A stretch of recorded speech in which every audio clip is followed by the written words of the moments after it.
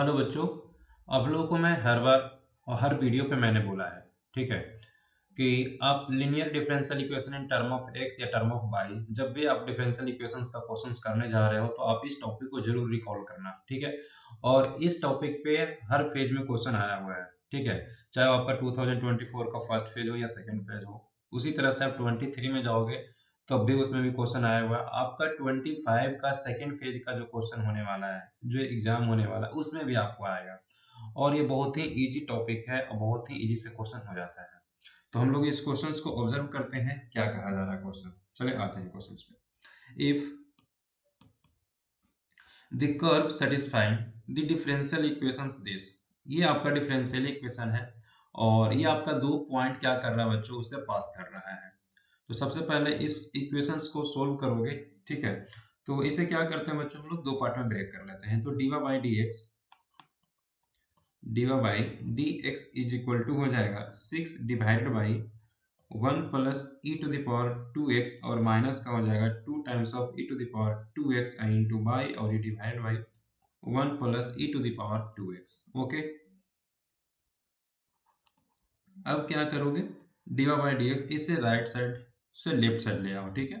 तो ये प्लस में 2 times of E to the power 2x, और ये divided by 1 plus E to the power 2x into का by is equal to 6 divided by 1 plus E to the power 2x, ठीक है,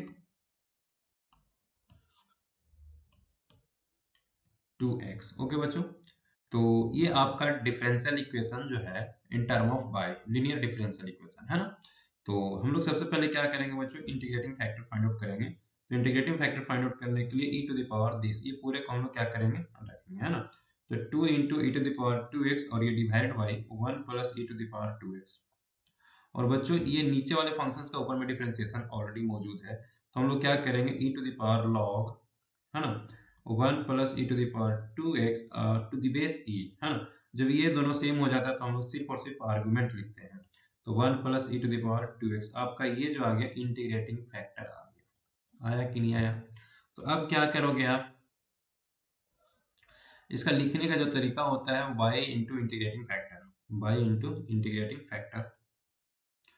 तो y into integrating factor आपका क्या हो गया, 1 plus E to the power 2x is equal to integrating factor into ये वाला टर्म आपका होता है। तो ये दिस कैंसिल हो जाएगा, ओनली 6 बचेगा इंटू dx, और प्लस का c होगा कि नहीं होगा।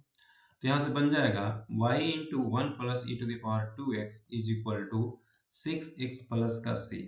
क्वेश्चंस में कहा जा रहा था पासिंग थ्रू दिस पॉइंट 0 0। जब 0 0 से आप पास करवाओगे तो ये हो जाएगा c का वैल्यू 0।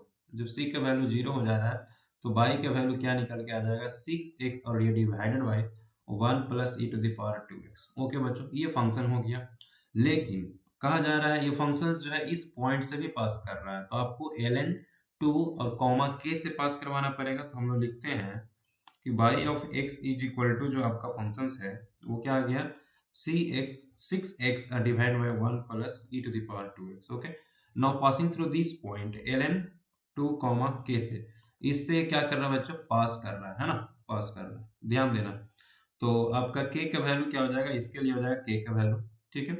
और ये 6 इंटू एक्स के जगह पे हो जाएगा ln 2, और ये divide by 1 plus E to the power ln 2, ठीक है। और ये 2 जो है इंटू में पहले से था, तो ये 2 कहाँ शिफ्ट हो जाएगा, इसके पावर में हो जाएगा, है ना। तो 2 2 जब 4 और प्लस 1 हो जाएगा 6/5, और ln 2, this is your answer.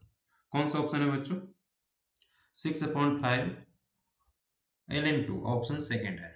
बाकी आपका डिस्कार्ड हो जाएगा। नाउ थैंक यू, मिलते हैं नेक्स्ट वीडियो।